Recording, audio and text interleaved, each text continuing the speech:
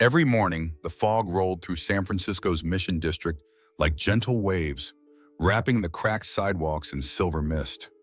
Noah Bennett clutched his worn Berkeley jacket closer as the early autumn chill cut through the fabric. His coffee from Verve warmed one hand, while the other balanced a dog-eared copy of The Great Gatsby. The bus stop bench had become his unofficial study spot before his social inequality seminar, a cruel irony given the tent encampments just blocks away. That's when he first noticed him.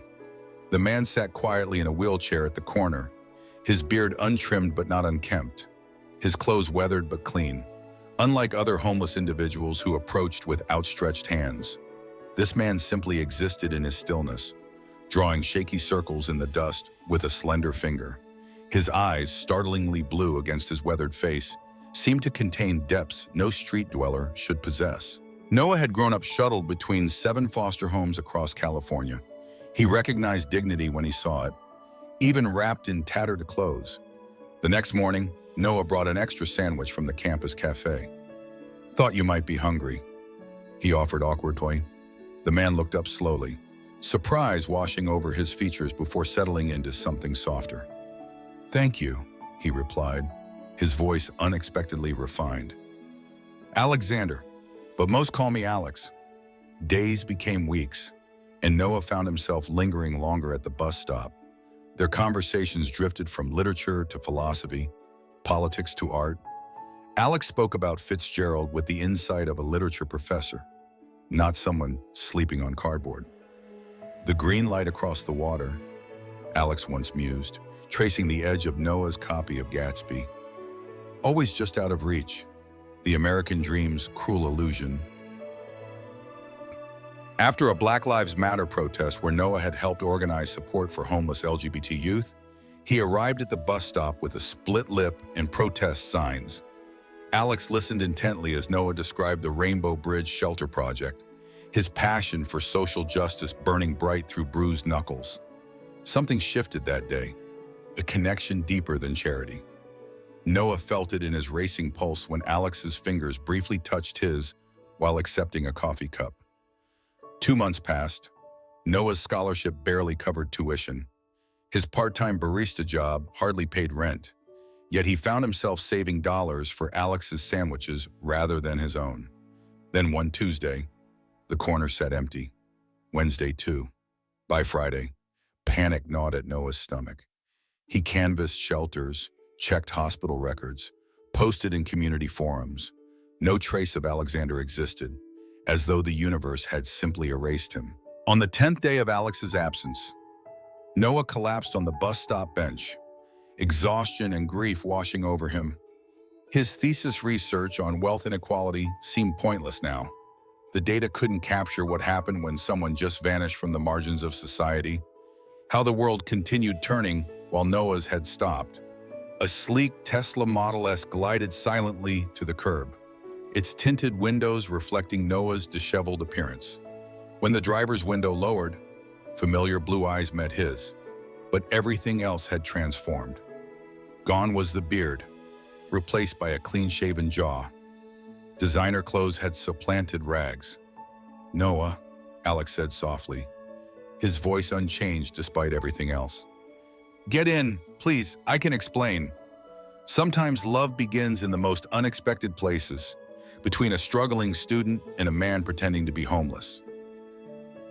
But what happens when the masks come off? When wealth beyond imagination collides with ideals forged in hardship? Follow their journey on Heart Stories, where we explore how authentic connections can bridge the deepest divides, reminding us that true wealth lies not in bank accounts, but in the courage to be seen for who we truly are. Noah sat frozen in the passenger seat of the Tesla, leather so supple it felt like another world against his threadbare jeans. San Francisco slid by through tinted windows as Alexander Mitchell III navigated the hills with practiced ease. The silence between them stretched taut, filled with unspoken accusations. 5 weeks, Noah finally said, his voice barely audible over the purr of the electric engine. 5 weeks of conversations, of sharing my life with you. Was any of it real, or just some twisted social experiment? His hands trembled with a cocktail of betrayal and confusion. Alex's knuckles whitened against the steering wheel. Everything I told you was real. The only lie was the context. His eyes remained fixed on the road as they climbed toward Pacific Heights. I never expected you. Someone who would see me, not just look through me. The Tesla rounded a final curve, and a modern mansion materialized against the skyline. Glass and steel cascading down the hillside in elegant terraces. Floor-to-ceiling windows captured the Golden Gate Bridge in the distance, fog swirling around its red towers. Security gates parted silently as they approached. "Welcome to the actual prison," Alex murmured. Inside, minimalist luxury stretched endlessly. Museum-quality art adorning walls. Technology seamlessly embedded throughout the space. Noah followed in stunned silence. His Berkeley backpack and scuffed boots, an alien intrusion in this pristine environment. "Alexander? There you are." A sharp voice cut through the foyer. A younger man approached, his tailored suit and meticulously styled hair radiating calculated perfection. His eyes swept over Noah with the detached assessment one might give a suspicious stain. "I see you've brought, company. Christopher, this is Noah Bennett. Noah, my brother, Christopher Mitchell, CFO of Mitchell Tech." Alex's introduction carried a warning edge. Christopher's handshake was brief, his smile never reaching his eyes. "Ah, yes, the latest project. Tell me, Noah, has my brother disclosed his net worth yet? 50 billion makes for quite the sugar daddy situation." His voice dripped with practiced venom. Noah recoiled. "I'm not—" "Don't mind Christopher," Alex interrupted. "Our parents' death left him with the unfortunate responsibility of being the family disappointment." Christopher's laugh carried no humor. "At least I never abandoned my responsibilities to play homeless. The board nearly had collective coronaries." He turned to Noah. "Did he tell you our parents' will has morality clauses about traditional family values? That his little coming-out party caused quite the stir in Boston's first Episcopalian circles. The barbs landed precisely as intended."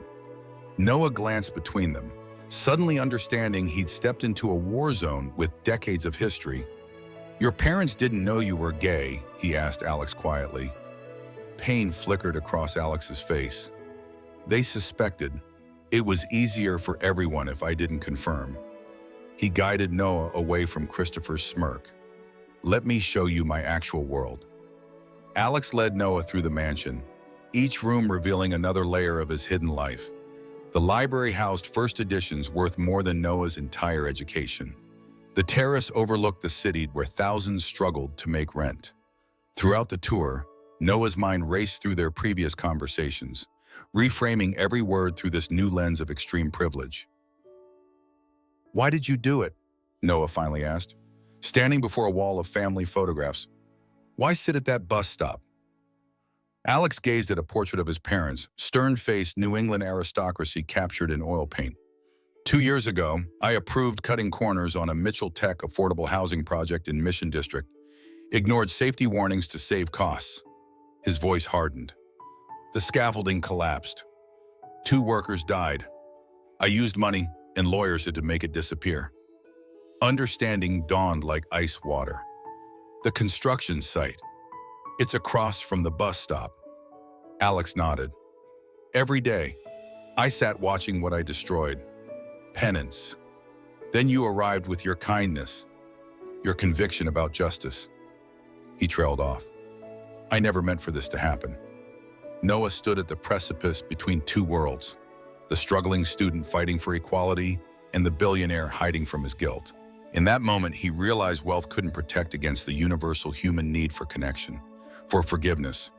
But neither could it erase the deception that now stood between them, leaving Noah wondering if authentic love could ever bridge such different realities. Morning light streamed through automated blinds, waking Noah from restless sleep in a guest room larger than his entire apartment. The silk sheets felt foreign against his skin as reality crashed back. He had spent the night in a billionaire's mansion. His billionaire. The thought sent a confusing ripple of emotions through his chest. A soft knock preceded Alex's entrance. now dressed in casual designer clothes that probably cost more than Noah's semester tuition. "I thought we might talk," he offered, a peace offering of coffee extended in a hand that once trembled in performed weakness but now displayed the confident steadiness of power. "Show me," Noah said simply. "Show me what Mitchell Tech really is." Hours later, they stood in a gleaming skyscraper downtown, overlooking San Francisco from the executive floor. Employees nodded deferentially as Alexander Mitchell III guided Noah through the technological empire that had revolutionized renewable energy and artificial intelligence. The contrast was jarring. This commanding presence beside him versus the vulnerable man from the bus stop who had listened to Noah's dreams with quiet attention. "Our latest AI systems are reducing carbon emissions by 40% in partner facilities," Alex explained, pride evident as he demonstrated sleek interfaces. "But we've had ethical challenges balancing progress with worker protections," Noah observed silently, his sociology training cataloging the power dynamics. The carefully diverse, but clearly stratified workforce. "How many of your developers come from community colleges?" he finally asked. "How many executives grew up in foster care?" Alex's expression faltered. "Not enough," he admitted. "That's something I want to change." In the privacy of Alex's office, Noah discovered a hidden truth. A significant donation to Rainbow Bridge, made anonymously 3 months earlier, had saved the homeless LGBT youth shelter from closure. The same organization Noah had passionately described during their bus stop conversations. "You never mentioned this," Noah said, confronting the bank statements. Alex shrugged. "It wasn't relevant to who I was pretending to be." A pause. Or perhaps it was exactly relevant to who I was trying to become. Their conversation was interrupted when Christopher entered without knocking, tablet in hand. "The press is asking questions about your mysterious companion," he announced coldly. "Twitter is already speculating about the homeless charity case spotted with Alexander Mitchell." He showed them several paparazzi photos of their arrival at the mansion. "The board is concerned about potential scandal affecting stock prices." "My personal life isn't board business," Alex replied sharply. Christopher's smile turned predatory. "It is when conservative investors get nervous about the gay CEO bringing home strays." He turned to Noah. "No offense intended, of course. I'm sure your interests in my brother are purely intellectual." Noah felt the barbs sink deep. "You think I'm after his money?" "Everyone is after something," Christopher replied smoothly. "My brother included." Did he explain his little homeless performance was just elaborate self-flagellation, that you were part of his redemption narrative? The accusation hung in the air between them. Noah searched Alex's face for denial, finding only pained acceptance. Later, alone in the mansion's manicured gardens, Noah confronted his own conflicting emotions. His phone buzzed with concerned messages from classmates about photos circulating online. His professor had emailed regarding the irony of his thesis on wealth inequality while apparently dating a billionaire. His carefully constructed identity was crumbling. "Your brother thinks I'm using you," Noah said when Alex found him by the infinity pool overlooking the bay. "Maybe he's right to worry." "How so?" Alex asked quietly. Noah gestured at the mansion, the view, the impossible wealth surrounding them. "I've spent 4 years studying how fortunes like yours perpetuate inequality, how the system that made you rich keeps others poor." He met Alex's gaze directly. "Can I love you and still believe your wealth shouldn't exist?" The question lingered between them, fundamental and possibly irreconcilable. Two worlds colliding, idealism versus pragmatism, theory versus inherited reality. As sunset painted the sky in gold and crimson, they stood at opposite ends of the American economic spectrum, connected by feelings neither had anticipated but separated by truths neither could escape. Crystal chandeliers cast prismatic light across the Mitchell Mansion ballroom as San Francisco's elite mingled in studied nonchalance. Noah adjusted his borrowed Tom Ford suit, feeling like an imposter despite Alex's reassurances. Tonight marked Mitchell Tech's annual charity gala for disaster relief. and Noah's official introduction to society. Ready. Alex appeared at his side, resplendent in midnight blue tailoring that emphasized his eyes. When their fingers intertwined, Noah felt momentary courage, as ready as a foster kid can be to meet the 1%, he whispered. The gentle squeeze of Alex's hand spoke volumes. They descended the grand staircase together, conversation faltering as heads turned. Noah recognized tech moguls from magazine covers, politicians whose campaigns he'd protested, celebrities whose net worth exceeded entire neighborhood budgets in Oakland. Their expressions ranged from curiosity to thinly veiled disdain. Alexander, purred a venture capitalist, finally rejoining civilization, and with company. Her gaze flickered dismissively over Noah. Noah Bennett, Alex stated firmly. My partner. The declaration sent ripples through nearby conversations. Noah felt simultaneously exposed and fortified by Alex's public acknowledgement. For weeks, they had existed in a bubble, exploring the mansion, debating ethics over breakfast, gradually rebuilding trust through honest conversation. Now their relationship faced external scrutiny. Christopher materialized with practiced timing, champagne flute in hand and malice in his smile. Quite the Cinderella story, isn't it? The pauper and the prince. He nodded toward elderly board members watching disapprovingly from across the room, though I suspect our Boston relatives would prefer a different fairy tale ending. Dinner proceeded with excruciating politeness, Noah navigating unfamiliar silverware while fielding thinly disguised interrogations about his background.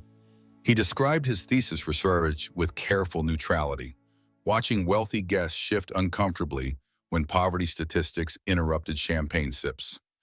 Alex rose for a speech about Mitchell Tech's charitable initiatives. His eloquence captured the room, outlining plans for sustainable housing and education programs.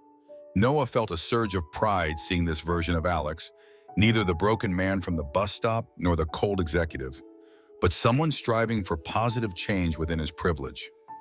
The moment shattered when Christopher, several drinks beyond decorum, clinked his glass for attention. Let's address the elephant in the room, shall we? His voice carried through the hushed ballroom. My brother's touching transformation from corporate villain to humanitarian. Alex tensed. Christopher, enough. But they don't know the full story. Christopher continued, malicious gaze fixed on Noah. How Alexander abandoned his responsibilities after causing that tragic accident at our Mission District project. Gasps rippled through the audience. 2 workers dead because safety measures were deemed too expensive. The room froze. Noah watched color drain from Alex's face. He sat at that bus stop every day staring at the site where they died. His little penance ritual. Christopher's smile turned cruel. Then along comes a beautiful, idealistic student who shows him kindness. How convenient. The perfect redemption arc. Noah felt dozens of eyes turn to him, suddenly understanding his unwitting role in Alex's psychological drama. The revelation crushed something fragile that had been growing between them. Is it true? Noah asked, voice barely audible. The silence stretched painfully before Alex nodded. The scaffolding collapse. Yes, I approved cutting corners on safety inspections. His voice strengthened with resolve. But meeting you wasn't planned. What grew between us wasn't part of any redemption narrative. Noah stood shakily. I need air. He moved through the stunned crowd, ignoring whispers trailing in his wake. On the terrace, San Francisco sparkled below like scattered diamonds on velvet. Noah's mind reeled, not just from the public revelation, but from its implications. Had their entire relationship been built on Alex's guilt? Was Noah merely a prop in a billionaire's journey toward absolution? Behind him, the door opened. Alex approached cautiously, devastation evident in his posture. I wanted to tell you properly, he began, to explain that while guilt brought me to that corner, it wasn't why I kept returning. It wasn't why I fell in love with you. The words hung between them. Love. Spoken plainly for the first time. Noah faced him, tears threatening. How can I believe you? How can I trust anything when it started with such deception? His voice broke. I've spent my life fighting systems that value profit over people. Then I fall for someone who embodied it exactly that. Alex stepped closer. You changed me, Noah, not because I planned it, but because you showed me what courage actually looks like. Not hiding from mistakes, but confronting them openly. In that moment, Noah realized the true complexity of redemption. Not a single dramatic act, but a continuous journey of accountability. The question wasn't whether love could bridge their worlds, but whether it could survive the painful growth required of both of them. Rain pattered against the windows of Noah's modest student apartment, echoing the hollow feeling in his chest. 3 days had passed since he'd fled the Mitchell mansion, leaving behind luxury and heartbreak in equal measure. His sociology textbooks lay open but unread, his thesis deadline looming with cruel indifference to his emotional turmoil. His phone buzzed continuously with media requests. The story of the billionaire and the student had leaked to every tabloid. Even his professor had emailed about fascinating first-hand experience with wealth disparity. His life had become a case study. On his battered desk sat his worn copy of The Great Gatsby, the margins filled with notes from conversations with a man he thought he knew. Noah traced Fitzgerald's words about boats against the current, about the unreachable green light. He'd been so certain of his path, his principles. Now everything blurred into shades of gray. The knock at his door was soft but insistent. Noah opened it to find Alex standing in the hallway, soaked from the rain, designer clothes plastered to his frame, no security detail, no luxury car waiting below, just a man looking utterly lost. I'm testifying tomorrow, Alex said without preamble. The FBI reopened the investigation into the scaffolding collapse. I've provided all the documentation showing I knowingly approved the safety cutbacks. Noah stepped aside wordlessly, allowing him entry into the cramped space that suddenly seemed impossibly small for containing Alexander Mitchell's presence. I'm establishing a trust fund for the victims' families, Alex continued, water dripping onto worn carpet, and implementing comprehensive safety reforms across all Mitchell Tech projects. His voice steadied. It's not enough. It will never be enough. But it's a start. Noah studied him, this strange hybrid of the vulnerable man from the bus stop and the powerful CEO, now merged into something authentic and unfinished. Why are you telling me this? Because you made me see that redemption isn't something you achieve. It's something you practice every day. Alex's gaze was direct, unflinching. I don't expect forgiveness. I just wanted you to know I'm finally stopping the performance and doing the work. The silence between them held years of different lives, different perspectives, the vast canyon of experience that should have made their connection impossible. I've been reading about guilt versus responsibility, Noah finally said. How one traps you in shame while the other propels you toward action. He gestured to research papers scattered across his bed. I'm changing my thesis focus, examining how wealth can become a tool for structural change rather than just a barrier to it. A faint smile touched Alex's lips. Using me as your case study. Using us, Noah corrected softly. This isn't just your journey anymore. Dawn found them sitting on Noah's fire escape, watching San Francisco awaken below. They had talked through the night about privilege and purpose, about systems and individuals, about loving someone while challenging their world. No easy answers emerged, but something stronger had taken root. A commitment to the complicated, messy work of authentic connection across difference. 1 month later, they stood together at the former construction site now transformed into a memorial garden for the accident victims. Alexander publicly acknowledged his responsibility while announcing the Mitchell-Bennett Foundation for Workplace Safety and Affordable Housing. Nearby, Christopher watched with grudging respect, his own perspective gradually shifting through difficult family conversations. Cameras flashed as Alex and Noah unveiled the foundation's first initiative, full scholarships for LGBT youth from foster backgrounds to study social policy and corporate ethics. Their fingers intertwined naturally, No longer a statement, but simply a truth. Afterward, they walked to the bus stop where their story began. Sitting on the same cracked bench, Alex reached into his pocket and pulled out a small, worn edition of The Great Gatsby. "I bought this the day after I met you," he admitted. "I wanted to understand what moved you so deeply about it." Noah smiled. "And did you understand?" "I think so," Alex replied. "It's not just about wealth destroying dreamers. It's about the courage to keep reaching for the green light, even knowing how easily dreams can shatter." As afternoon light filtered through San Francisco fog, they represented something rare, not a perfect solution to inequality, but a bridge between worlds that so rarely connect with honesty. Their relationship couldn't solve systemic problems alone, but it created space for genuine understanding across difference. What would you do if discovering someone's true identity forced you to question everything you believed about wealth, privilege, and redemption? Could you build authentic love across such different worlds? Share your thoughts in the comments below, and subscribe to Heart Stories for more explorations of love that challenges our deepest assumptions about who we are and who we can become together.